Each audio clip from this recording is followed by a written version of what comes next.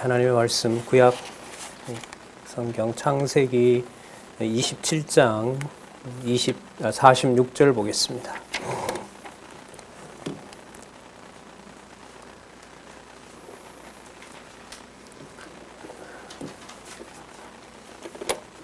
창세기 27장 46절 말씀 보겠습니다. 리브가가 이삭에게 이르되 내가 헷사람의 딸들을 인하여 나의 생명을 싫어하거늘 야곱이 만일 이 땅의 딸들 곧 그들과 같은 헷사람의 딸들 중에서 아내를 취하면 나의 생명이 내게 무슨 재미가 있으리이까. 46절 한 절만 먼저 봤습니다. 네, 우리 교재는 성경 강론 1권이고요. 240페이지에 보시면 방금 읽었던 본문과 또 28장 5절까지 말씀에 대한 요약이 나와 있습니다. 그 내용을 좀 보시면 여호와께서 이삭이 리브가의 말을 듣고 속아서 결국은 야곱을 축복하게 됩니다. 그리고 외가 화란이죠. 밧단 아람 화란으로 보내는 사건이 나타납니다. 잠시 개론 살펴보시면은요. 27장 46절에서부터 28장까지 우리 교재는 239페이지에 보면 야곱이 언약을 계승하도록 하시는 겁니다. 계승이라는 말은 아브라함과 이삭에게 했던 약속을 여호와께서 여호와의 방법으로 계승시킨다는 거죠. 자, 그 앞부분에 이제 27장 1절에서부터 45절에는 이삭이 마지막 유언. 자, 그럼 아까 계승이라는 말을 염두에 둔다면 이삭의 유언은 이삭이 만들어낸 것이 아니라 이삭의 아버지인 아브라함에게 여호와께서 했던 약속을 말하는 거겠죠. 그렇다면 이제 언약 계승에 대해서 마지막으로 유언하는 내용은 죽기 전에 여호와께서 아브라함과 그 다음에 또 이제 이삭을 이어서 야곱에게 무엇을 약속하셨는지 잘 아시는 대로 자손 땅 통치 언약을 확인해 주는 내용이 27장 1절에서부터 45절까지 나왔습니다. 그래서 지금 27장과 28장에 보면 야곱에게 언약을 계승하시는데 실제로 그 계승을 하시는 내용이 나타나고 있고요. 성경 본문의 흐름은 그렇게 되어 있다고 강조를 많이 드렸죠. 언약대로 이루시는 여호와와 그걸 자신의 방법과 자신의 능력으로 이루시는, 여기에는 여러분 전능성도 들어가고 주권성도 들어갑니다. 전능성은 그야말로 우리의 생각과 판단으로 되는 게 아니에요. 그걸 구체적으로 보여주는 게 뭐냐면 바로 주권성이에요. 그러니까 우주 만물 만드신 거 우리는 모르죠. 못 봤잖아요. 영원한 천국 만드신 것도 못 봤고. 하지만 거기에 이제 전능성을 얘기를 한다면 주권성은 구체적으로 택한 백성들에게 그리고 모든 인류에게 하나님이 당신의 방법대로, 그걸 우리가 주권적 섭리라 그러죠. 더 강하게 말하면 절대 주권적 섭리라고 얘기를 합니다. 이거는 사람의 감정과 타협할 수 없는 말이죠. 그래서 현대 신학에서는 주권적 섭리 이런 말은 해도요, 절대 주권적 섭리 이런 용어들은 쓰기가 부담스럽습니다. 그러니까 글을 쓰는 사람이, 말을 하는 사람이 창세기부터 계시록까지 하나님의 말씀 어디를 보든 절대 주권적 섭리라고 말한다는 게 쉽겠어요? 어렵겠어요? 어려운 거예요. 양심상 못할 수도 있잖아요. 그러다 보니 글을 쓰는 사람도, 학자들도 이 표현들을 삼가하는 분위기입니다. 그걸 확증하려면 수천 가지 사건이 나오는 성경에 기록된 내용들이 전부 살아계신 여호와 하나님의 전능성과 또 창세전 작정과 인간의 어떤 의지나 인간의 어떤 행동이 관여할 수가 없다는 확신이 있어야 되기 때문에 그 표현을 쓸 수가 없어요. 다시 돌아와서 말씀드리면 오늘 우리가 살펴볼 27장 46절에서부터 우리가 오늘 살펴볼 내용도 언약대로 이루시는 여호와께서 야곱에게 언약을 계승하시는데 당신의 방법대로 하신다는 것을 구체적인 사건으로 한 문장 한 문장 우리들이 따라갈 것입니다. 바로 거기에 성경 전체에 나타난 여호와의 존재와 속성의 계시라는 살아계신 여호와의 능력의 영광이 계시된다는 말씀, 그리고 그 말씀은 반드시 성령께서 깨닫게 해주셔야 된다는 거, 그래서 기도하고 간구하고 언약에 매달리는 매달리는 마음으로 말씀을 볼 수밖에 없는 거예요. 예, 다른 모든 매사도 이 말씀에 토대를 둔다는 것이 누굴 만나든 어떤 일을 만나든 무슨 사건이 터지든 거기에 살아계신 여호와 하나님의 신앙은 하나님 보호해 주세요 라는 간절함이 있는 거죠. 자, 그러면 먼저 27장 46절에서부터 28장 5절 살펴보도록 하겠습니다. 지난번에 끝났던 사건은 뭐냐 하면, 마쳤던 사건은 에서가 야곱을 죽이려고 하자 리브가가 피하도록 권하는 내용인데요. 자, 46절에 조금 전에 읽었었죠. 자, 여기서 재미있는 사건으로 전환이 되는데, 이삭이 만약 햇사람의 딸들을 얻는다면은 지금 이 리브가 말이 살기 쉽지 않다는 거예요. 그 꼴을 보기 싫다는 거예요.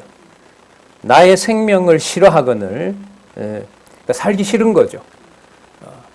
그래서 지금 나오지는 않았지만 저희들이 여호와를 주어로 삼아서 해석을 해보면 이삭을 남편을 속이고 아들 야곱과 같이, 그리고 그 일련에 되는 과정과 결과적으로 지금은 에서가 야곱을 죽이려고 하는 이 상황에서 여호와께서는 리브가에게 여호와 하나님의 언약, 자손 땅 통치 언약에 대한 생각을 중심으로 리브가의 판단을 이끌어 가시고 그 내용이 저는 기록이 됐다고 봅니다. 그러니까 해쪽 속의 딸에게 아직 정복을 하지 않았거든요. 정복은 나중에 500년 후에 모세를 통해서 또 그리고 여호수아를 통해서 점령이 일어나기 때문에, 땅을 점령하기 때문에 어쨌든 지금 이방의 객으로 살고 있단 말이죠. 통치자가 아닌 거예요. 자, 그런데 해쪽 속의 딸을 얻는다고 하는 것은 언약대로 이루어 가시는 여호와 하나님만 섬기기에는 이방 민족들이 각각 신이 있으니까요. 그걸 따를 수가 없는 거죠. 그래서 이방 족장들을 만나거나 무슨 사건들이 나왔을 때 여호와 하나님께서는 아브라함부터 시작해서 이삭에게 계속해서 단을 쌓고, 또 어떤 사건이 벌어지고 아브라함이 부인을 2번이나 부인하고 하는 모든 과정들이 있을 때마다 여호와께서는 나타나셔서 또 사자를 보내서 어떻게 하셨어요? 나는 누구다? 여호와다. 이걸 알려주셨거든요. 성경이 그런 방향으로 맞춰져 있어요.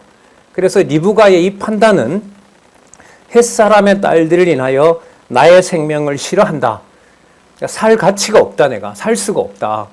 그래서 이건 얼핏 보면 야곱을 에서로부터 보호하기 위해서 화란으로 보내는 핑계처럼 보여요. 핑계처럼 보입니다, 이건. 자, 그런데 그게 아닌 것이 28장에 이삭이 리브가의 이 말에 대해서 어떻게 반응을 하도록 하시는지 보면 이 흐름이 단지 야곱을 보호하기 위해서 라반으로 보내는 것이 아니라 누가 언약대로 이루어 가신다는 신앙을 보여준다? 여호와께서 언약대로 이루어 가신다는 그 믿음을 주시는 거예요. 그래서 조금 전에 읽었던 리브가가 당신의 생명을 걸고 야곱을 화란으로 보내서 동족에게 장가들도록 하려고 하는 것과 28절에 자, 이삭은 이미 축복한 자가 야곱이라는 걸 알고 있어요. 속았다는 걸 알고 있어요. 자, 떠나려는 마당에 야, 이 나쁜 놈아라고 야단을 할 만한데 전혀 안 해요. 하지 않고 자, 나오지는 않았지만 리브가의 그 말에 대해서 자손 언약과 관계된 거잖아요. 그리고 이 내용에 보면 이제는 야곱을 하나님께서 태중에 정하신 대로 하나님의 언약을 이루어 갈 자로 믿어지게 하시고 다음과 같은 축복을 하고 있는 거예요. 자, 보겠습니다. 이삭이 야곱을 불러 그에게 뭐하고 축복하고 또 뭐예요? 부탁하여 가로되. 자, 그럼 이 말은 뭐 아버지 어머니가 그냥 에서가 죽이려고 하니까 너 도망가라. 그걸 숨기고 말을 하는 것이다. 성경을 그렇게 볼 수는 없어요. 자, 핵심이 어디에 있는지 보도록 하겠습니다. 마음이 얼마든지 빨리 쟤를 보내야 되는데라는 마음은 있을 수 있겠죠. 정황으로 봐도 들어가겠죠. 하지만 그 모든 걸 뛰어넘어서 우리가 내재적으로 초월한다 그러죠. 그런 리브가의 마음을 포함해서 여호와는 아브라함에게 약속하셨던 것을 지금 어떻게 한다? 주권적 방법으로 이루어 가신다는 거예요. 그래서 우리가 생활을 할 때 진짜 비명을 지르는 어떤 상황에 딱 직면했을 때 여호와의 말씀이 생각나게 하는 것과 여호와 하나님의 존재가 사라지는 것은 엄청난 차이가 있다는 걸 여러분들도 아실 거예요. 네. 자, 그러면 28절에 보시면 이삭이 야곱을 불러 그에게 축복하고 또 부탁하여 가로되 너는 가나안 사람의 딸들 중에서 아내를 취하지 말라. 그럼 이건 누가 겪었던 일이죠? 아브라함이 이삭의 아내 리브가를 데리고 올 때 똑같이 했던 일들인 거예요. 그럼 이건 누구의 언약을 확인해 주는 과정입니까? 여호와의 언약을 확인해 주는 거예요. 우리의 언약은 우리가 아브라함부터 받은 건 아니지만 아브라함 이전에 아담에게 그리고 창세전에 그리스도 안에서 우리에게 주셨던 영원한 그 언약, 그걸 순간순간 우리의 삶에서 여호와 하나님의 존재를 확증하도록 해주시죠. 그게 여러분 기록한 말씀이 생각난다는 거죠. 어떤 내용 없이 막연하게 부르는 게 아니라 맞아. 지난번에 리브가가 이삭을 속이는 사건, 그 모든 일까지 하나님은 당신의 약속을 이렇게 엄격하게 이루어 가시는 거구나. 어느 정도로 엄격합니까? 이렇게 관리를 잘한 아브라함, 이삭, 야곱의 후손 이스라엘이라는 나라 갈라서 나중에 유다를 어떻게 해요? 바벨론에 맡기는 분이 바로 여호와의 언약을 이루어 가시는 주권성인 거예요. 진짜 극과 극이죠. 감당을 할 수가 없는 겁니다. 자, 보겠습니다. 2절 일어나 받단 아람이죠. 그 이삭의 아내 리브가의 고향, 그 다음에 아브라함의 두 번째 고향이기도 하지요. 거기서 아버지가 돌아가셨고 거기 또 형제들이 살고 있기도 하고요.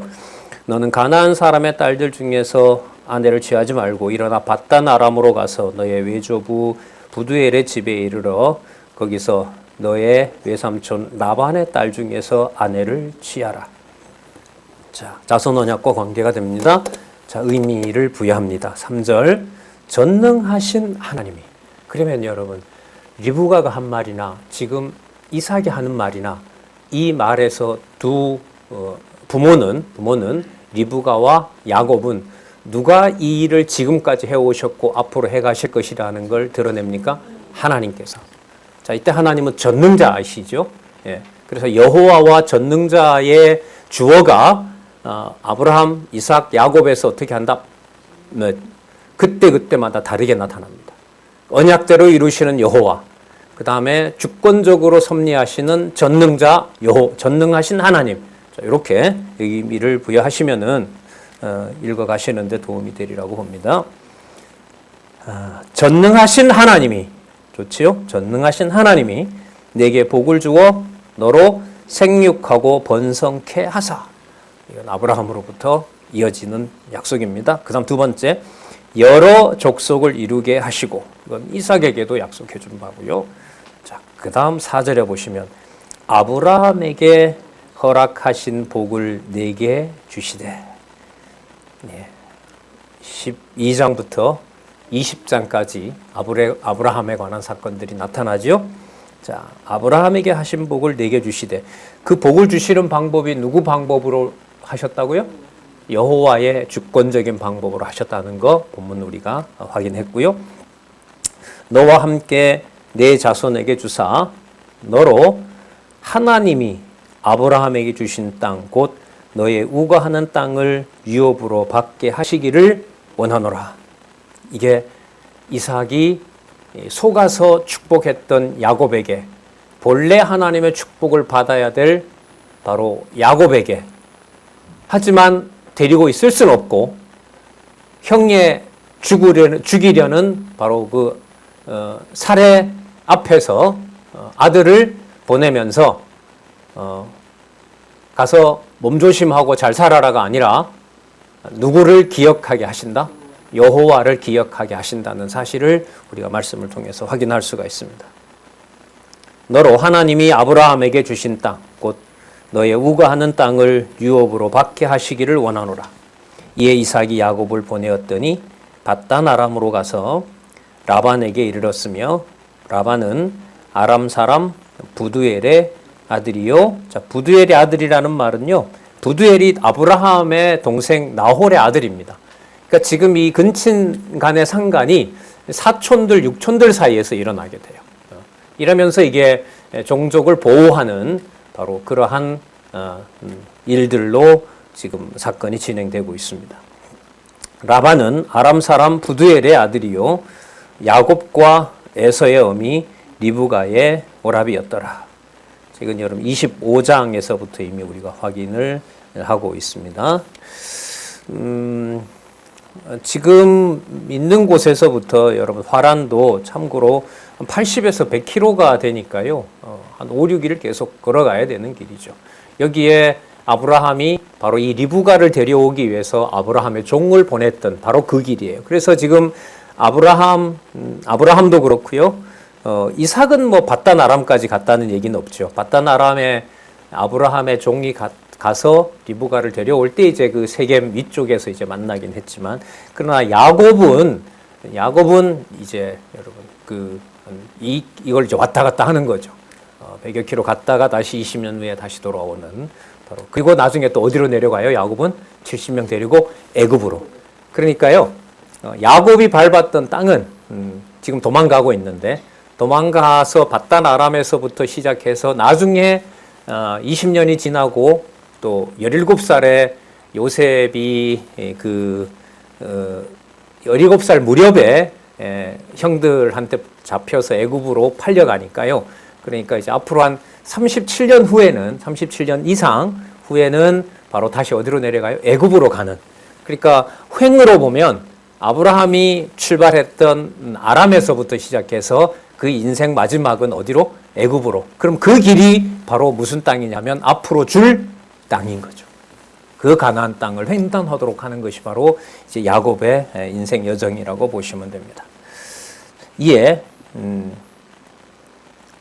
자, 그 다음에 보면 이제 어떤 사건이 나오면 되냐 하면, 자, 어디로 갔으니까 밧단 아람으로 갔으니까 거기 가서 이제 라반의 그렇죠. 라반의 자녀들 중에서 이제 딸들 중에서 이제 부인을 얻고 이런 사건이 나오면 되잖아요.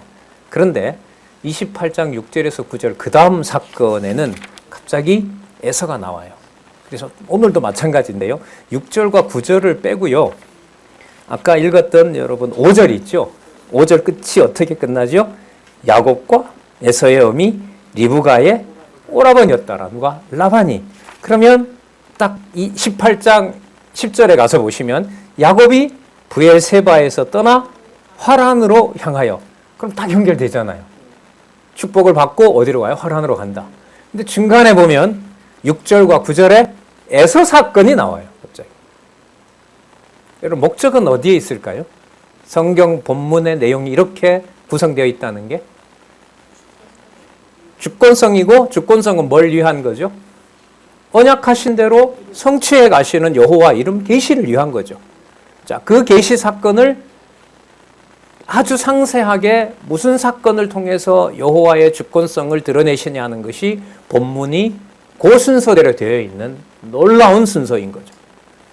그래서 여러분 이런 게 재미있으면요, 뭐 드라마를 보시든지 책을 보시든지, 뭐 저 같은 경우에는 이 철학책을 읽었으니까 이게 너무 딱딱한 책인데도 불구하고 그 다음에 어떤 생각을 전개해 가는지에 대한 생각을 해결이 안 되면 이제 이게 공부가 되질 않는 거예요. 예. 그러니까 뭐 이게 철학책이 어떤 책들은 보면 진짜 수학책이거든요. 첫 번째 문장이 이해가 안 되면 그 다음 문장을 이해할 수가 없어요. 예. 독일 철학이 특히 심한데요. 이게 뭐 이게 수학 공식인지 이게 무슨 문장인지 그것도 독일어가 서툴 때는 뭐 더 하루 종일 있어도 어떤 책은 뭐 한 페이지 가지고 막 이렇게 낼 때가 있고 그게 마치 수학 공식을 풀어가는 것과 똑같아요. 그런 엄밀함이 일반적인 이 타락한 이성을 통해서도 그걸 요구하는데 성경은 이건 훨씬 뛰어넘는 거죠. 무논리가 아닌 거예요. 그러니까 성경의 논리적 통일성이라는 것은 이 세상에 있는 모든 문헌과 책을 성경 속에서 전부 몰아놓고 있는 거예요. 반대로 말하면 성경의 논리적 일관성을 이해해야만 이 지상에 일어나는 모든 생각과 말들과 사건들을 이해할 수 있다는 말이 되는 겁니다. 누구 중심으로? 여호와 중심으로. 예. 그래서 너무 중요한 거예요. 여러분들이 한번 답을 내려보세요. 접속사를 뭘 넣고 읽어야 되는지. 에서가 본즉 이삭이 야곱에게 뭐하고? 축복하고. 여러분 에서가 이삭이 야곱에게 축복하는 거 보고 무슨 생각이 들까요?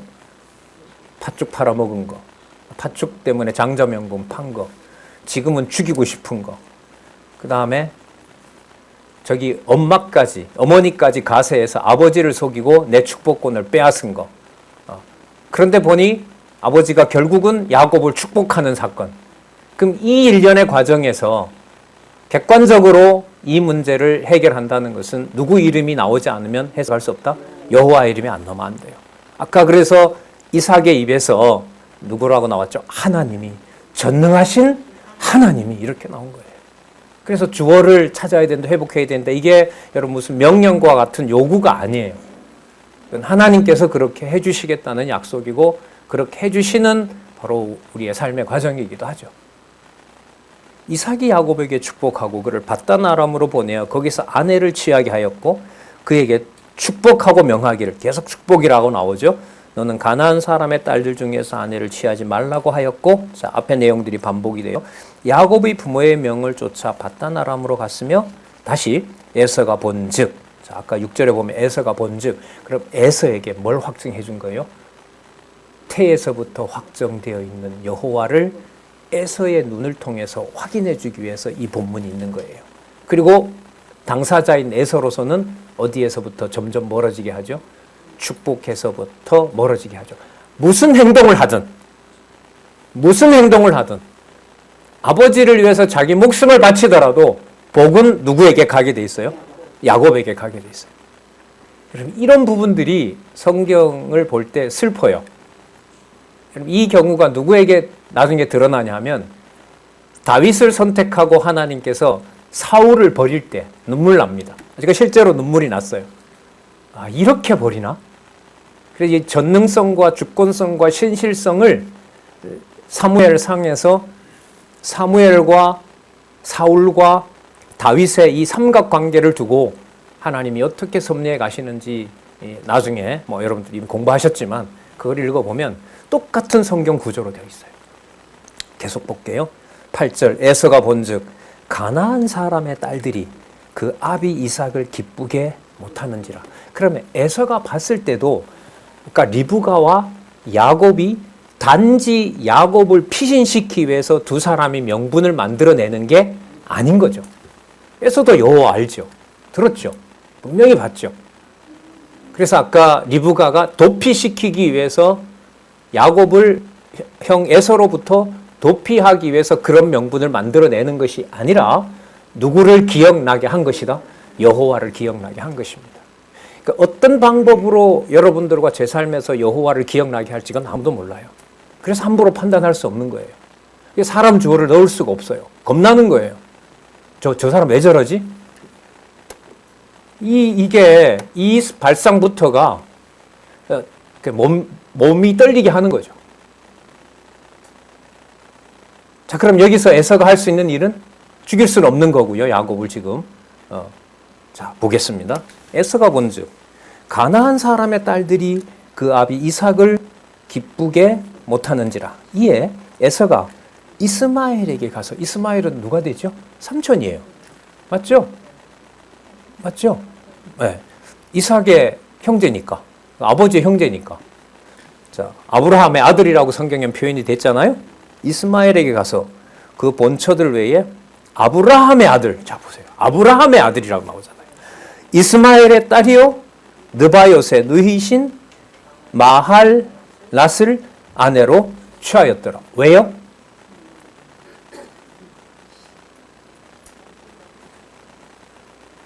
그 아비 이삭을 기쁘게 못하니까 누구를 기쁘게 하기 위해서? 8절 에서가 본즉 가나안 사람의 딸들이 그 아비 이삭을 기쁘게 못하니까 혈통인 사촌은 마할랏을 아내로 얻으면 누가 기뻐할 것이다? 아버지, 어머니, 특히 이삭이 기뻐할 것이다 라고 해서 누구에게 기쁨을 드리기 위해서? 아버지에게 기쁨을 드리기 위해서 사촌을 바로 아내로 취한 거죠. 잘한 거예요? 못한 거예요?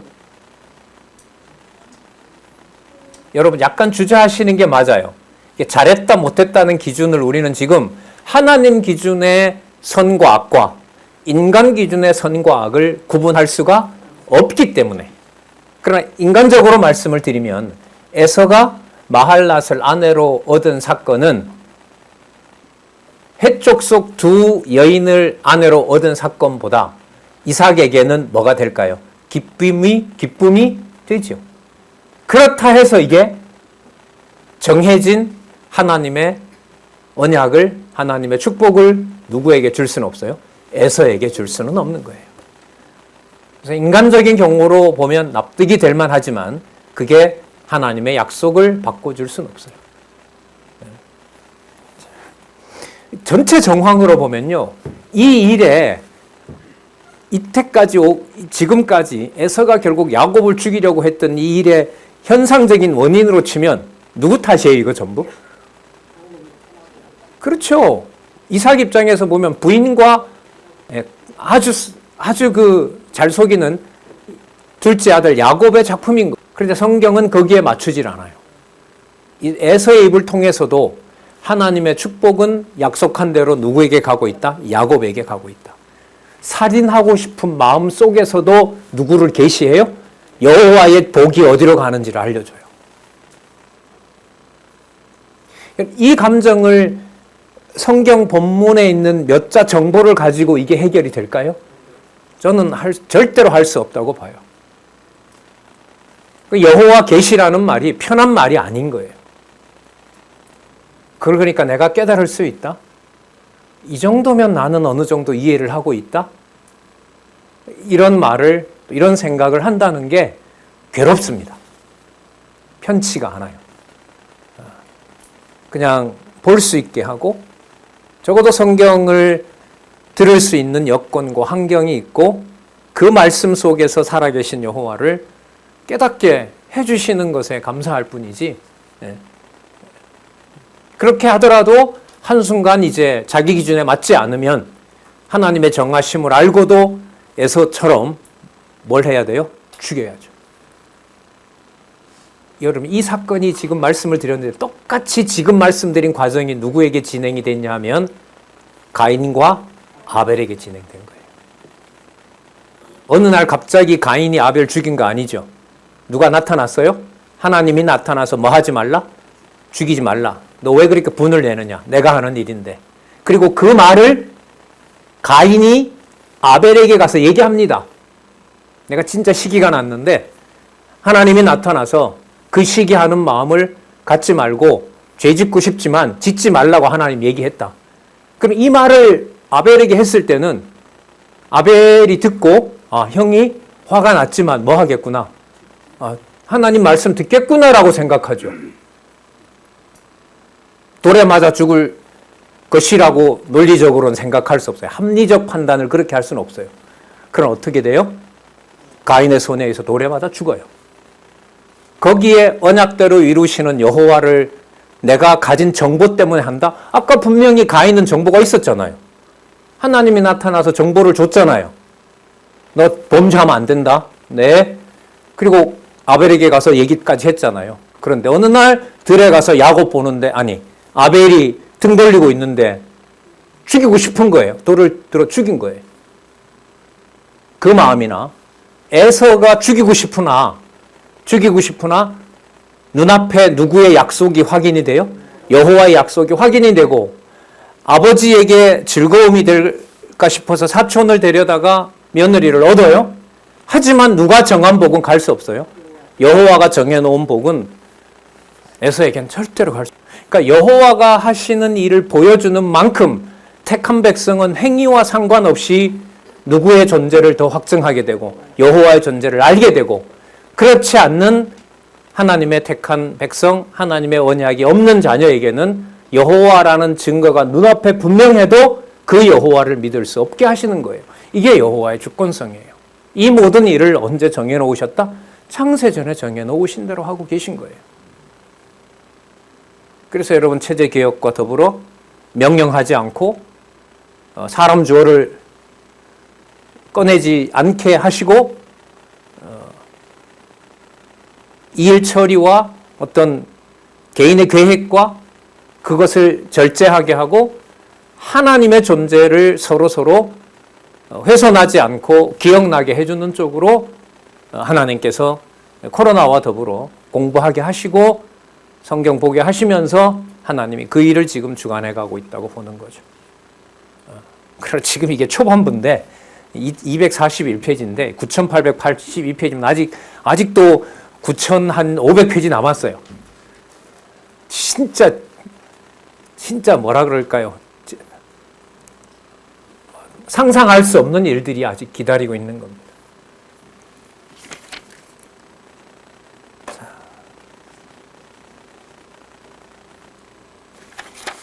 살인자의 마음 속에 아버지를 기쁘게 하고자 하는 마음도 있지만 확인한 약속은 28장 10절에 가서 에서가 누굴 얻어서 어떻게 됐다가 아니라 따라서 에서의 눈에도 야곱이 받아야 될 복을 받게 한 것을 확인했으므로,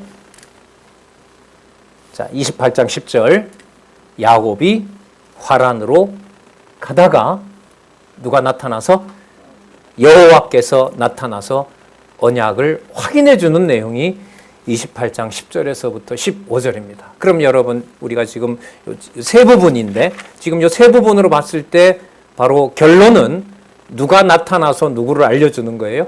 여호와가 나타나서 여호와를 알려주는 거죠. 아까 중간의 일은 인간적인 일처럼 보이는 거지만 그게 여호와의 살아계신 증거를 보여주는 과정이고, 그게 저는 제 삶이고 여러분들의 삶에서 성경신학을 통해서 성경 권위가 확증되도록 하시고 여호와의 이름을 여호와가 보호하시는 과정이라고 봅니다. 이게 무너지면 누구 탓? 바로 상황 탓이 되는 거죠. 남의 동네 얘기입니다만은 그 불교인가요? 거기서는 살인을 두 가지로 봅니다. 자살도 살인이라고 얘기를 합니다. 그러니까 타인과 사회에 대해서 칼 방향을 대느냐, 자기에게 칼 방향을 대느냐에 따라서 이쪽 저쪽 다 뭐 하게 되는 거죠. 살해 행위라고 그렇게 얘기를 하죠. 남의 동네 얘기입니다만은 이게 결국 누구 탓을 한다라는 게 외부에 있는 탓을 하는가 아니면은 자기의 한계와 무능력을 탓하는 거죠. 그럼 이 자리에 여기에서는 누구의 이름이 들어갈 수 없어요? 여호와 이름이 들어갈 수 없어요. 그런데 그 여호와의 이름을 지금 이 과정을 보면 진짜 포기할 수 없도록 누구의 방법으로 기억나게 한다? 여호와의 방법으로. 그게 여러분 지금 어떻게 보면 인간적으로 보면 집에 나와서 다른 곳으로 피신하는 야곱이 마음 편할지는 몰라요. 왜? 형이 지금 뭐 하려고 하니까? 죽이려고 하니까. 그런 것과 아랑곳 없어요. 여호와께서는 그 마음이 편하든 불편하든 당신의 살아계신 것을 계시하신다는 거죠. 야곱이 부엘세바에서 떠나 화란으로 향하여 가더니 한 6일 정도 6일에서 8일 정도 길을 하루 종일 걸어서 그렇게 가야 되는 곳이라는 거라고 합니다. 합니다. 한 곳에 이르러는 베델이라는 곳이죠. 나중에 해가 진지라 거기 유숙하려고 그곳에 한 돌을 취하여 베개하고 거기 누워 자더니 자 꿈에 본즉 자 사닥다리가 어디에 섰어요? 땅에 섰어요. 근데 꼭대기가 어디에 닿아요? 하늘에 닿았어요. 제가 비유로 많이 들잖아요. 성경 신학 총서 1페이지부터 9882페이지가 하늘에다 땅에서 우리가 보는 문자로 어디를 연결시켜 놓는다? 창세전 하늘의 비밀을 연결시킨다. 이게 여러분 언약과 성취 섭리도예요. 시간 세계 저 동그라미가 10개거든요. 제일 작은 동그라미 하나, 자 우리의 시간적으로 좀 보면 시간으로 보면 교회 성취 안에 우리가 있거든요. 교회 성취 다음에 뭐가 나오죠? 재림이 나오잖아요. 예수님 아직 재림하지 않았으니까. 저 동그라미 교회 성취 안에서 신약으로 펼쳐지고 신구약으로 펼쳐지면 제일 마지막 동그라미 천상의 영원적 언약 성취로 가는 거죠. 그래서 여러분 10단계라는 게 개론 구조도 되지만 언약과 성취 섭리도의 동그라미 저게 10개거든요. 저 단계와도 관계가 되고요. 그 다음에 성경 본문의 근거를 대라고 하면 땅 위에 서 있는 사닥다리가 어디에 연결되어 있다? 하늘에 연결되어 있다. 하늘에 여호와 하나님의 언약이 단계마다 그 사닥다리에서 화란으로 가고 있는 야곱에게 여호와께서 나타나셔서 확증해 주시는 것이다. 자, 볼게요. 하나님의 사자가 그 위에 오르락 내리락 하고 있다. 관리하고 있는 거죠. 관리하고 있어요. 언약을 관리하고 있고 보호하고 있어요. 또 본즉 누가 계세요? 여호와께서 그 위에 서서 가라사대 자 나는 여호와니 언약대로 이루는 바로 그 여호와니 자, 너의 조부 아브라함의 하나님이요 이삭의 하나님이라. 너 누운 땅을 내가 너와 내 자손에게 주리라.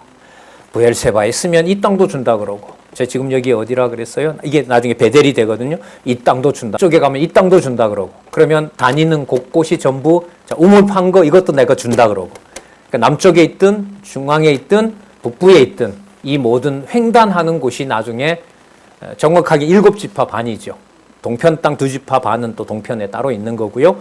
7지파 반에게 줬던 약속의 땅, 가나안 땅을 지금 확인해 주고 있는 겁니다. 지금은 엄두도 못 내죠.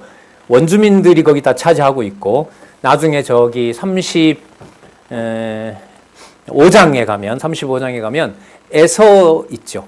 야곱의 형 에서에게 도합 14족장이 나고요. 에서가 사는 산이 세일산인데요. 세일산에서 왕국이 먼저 만들어집니다. 왕국이 만들어질 때 야곱은 70명 데리고 애굽으로 갑니다.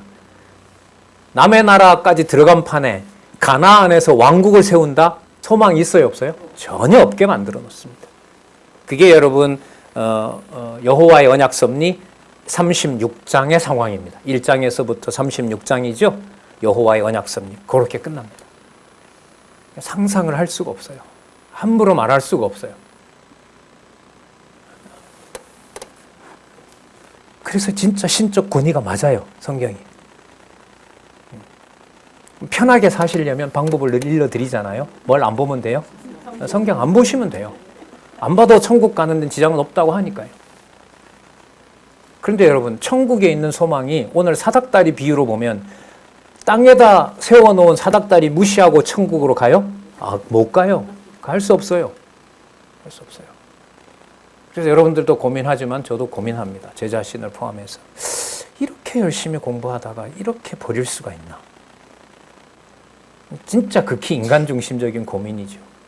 3년 저렇게 데리다니다가 하룻밤에 저렇게 버려도 되나? 가룟유다. 다 주권성과 관련된 거고요. 여호와 계시라는 말에 담겨있는 무섭고 떨리는 의미라고 저는 생각을 합니다.